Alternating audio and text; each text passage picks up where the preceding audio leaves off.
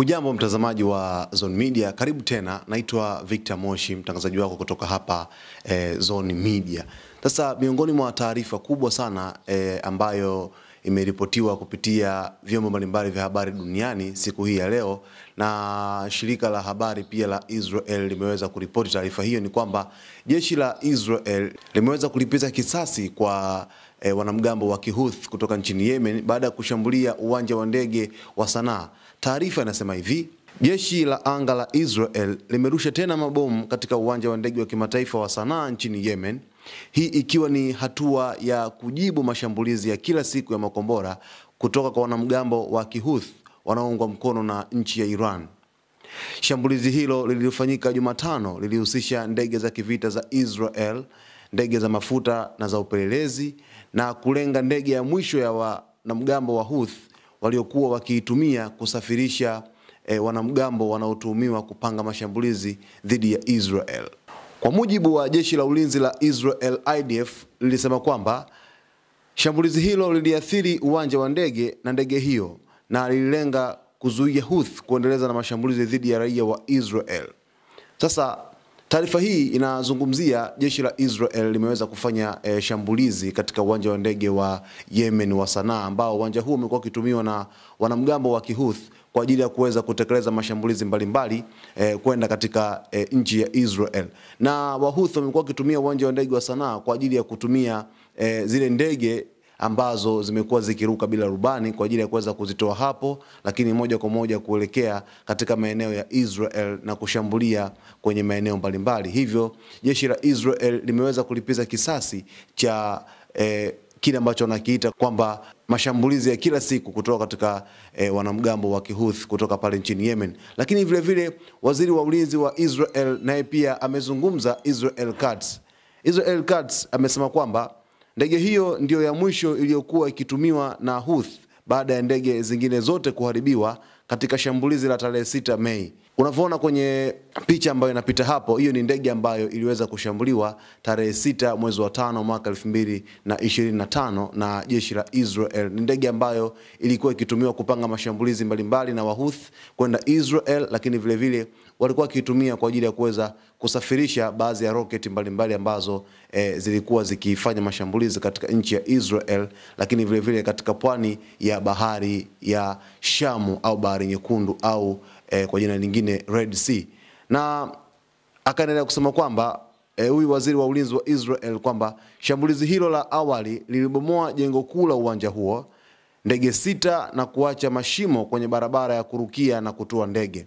Hata hivyo, uwanja huo ulifunguliwa tena siku 11 baadaye. Kwa hiyo baada ya shambulizi la Mei 6, kama ndege ambayo unaiona hapo kwenye screen yako, ni kwamba ndege ambayo ilishambuliwa tarehe 6 mwezi wa 5 na iliweza kupelekea kuharibu jengo la uwanja wa ndege wa Sanaa, lakini vile vile ilifanya uharibifu mkubwa sana upande wa barabara ya kuweza kurukia ndege katika uwanja wa Sanaa nchini Yemen.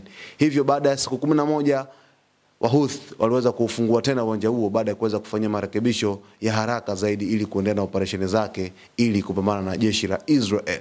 Lakini katika taarifa hii pia, mtazamaji wa Zone Media, ni kwamba mapema mwezi huu Israel pia iliweza kushambulia bandari za Hodeida na Salif zinazothibitishwa na waasi wa Houthi kama sehemu ya kujibu mashambulizi ya makombora na droni kutoka Yemen.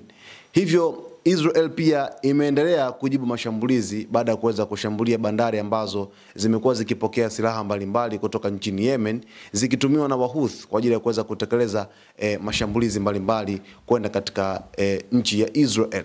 Na kwa nini Israel inashambulia bandari za Hodeida na Salif?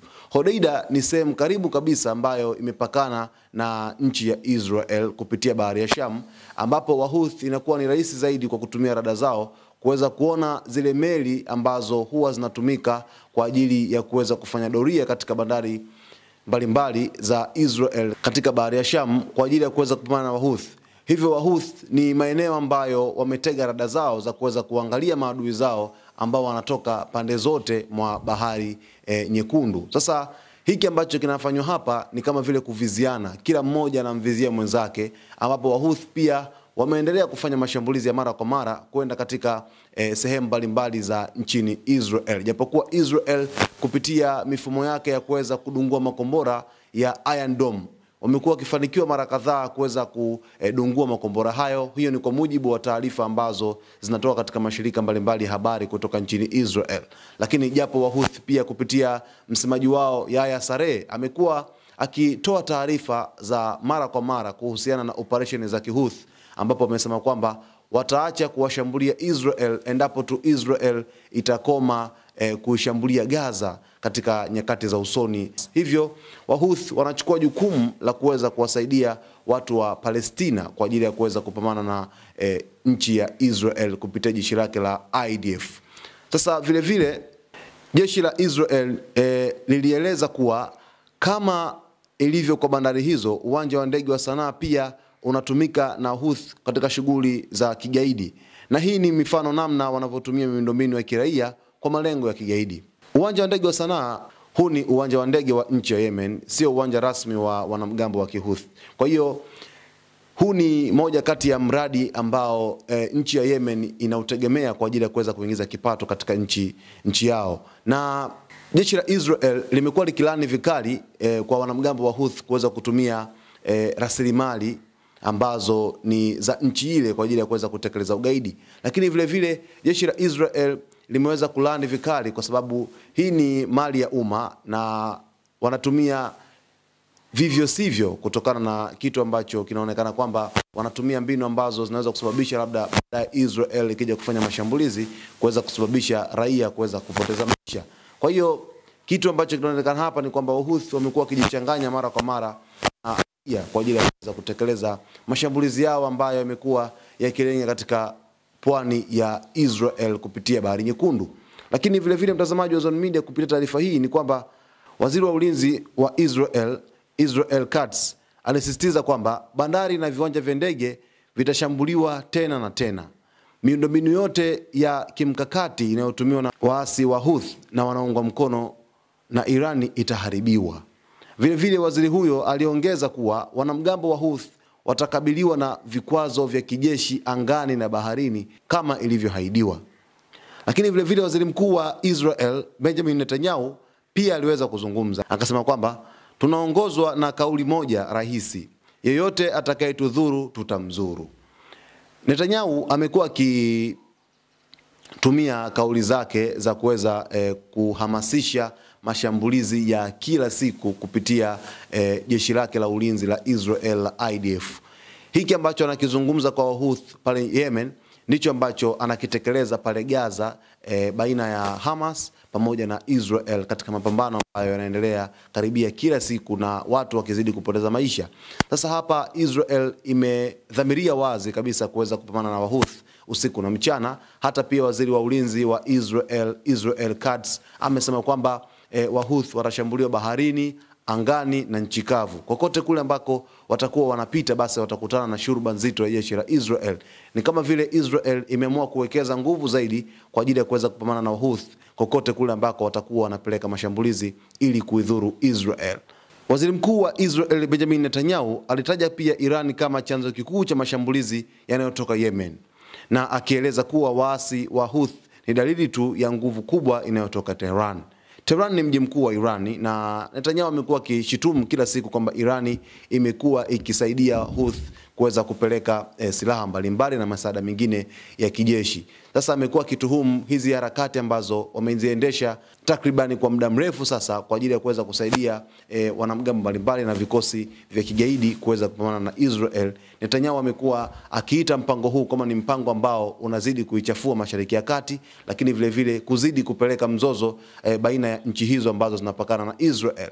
Lakini tangu kuanza kwa mashambulizi yao mwezi Novemba 2023, hapa nikimaanisha Wahouthi, baada ya shambulizi la Hamas la tarehe 7 Oktoba, wanamgambo wa Kihouthi wamefanya mashambulizi kadhaa dhidi ya Israel na meli zinazopita bahari ya Sham. Wakati wa usitishaji wa mapigano baina ya Hamas na Israel mwezi Januari 2025, Houthi walikuwa wamefyatua zaidi ya makombora 40 ya masafa marefu na droni kadhaa za kujitoa mhanga.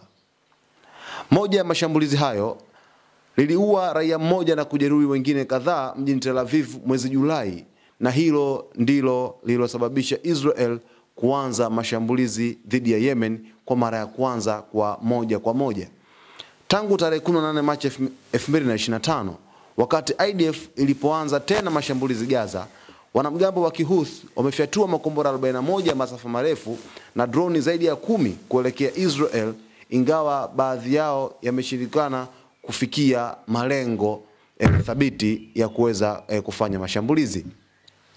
Sasa mtazamaji, hii ni taarifa ambayo inagusa sana upande wa Mashariki ya Kati kutokana na kile ambacho Wahouthi wameamua kukifanya kwa Israel, lakini vile vile Israel kuamua sasa kulipiza kisasi kwenda katika sehemu ambazo Wahouthi wameweza kukita kambi huko. Na hii inaonekana wazi kabisa kwamba mambo haya yanazidi kuwa makubwa kila siku, huku waziri mkuu wa Israel Benjamin Netanyahu akiapa kuendelea kupambana na yeyote ambaye ataidhuru Israel, basi na wao watamdhuru pia vile vile. Endelea kusalia na Zone Media hapa kwa taarifa zaidi, kwa kusubscribe channel yetu, lakini kulike video zetu, kucomment pamoja na kushare. Naitwa Victor Moshi.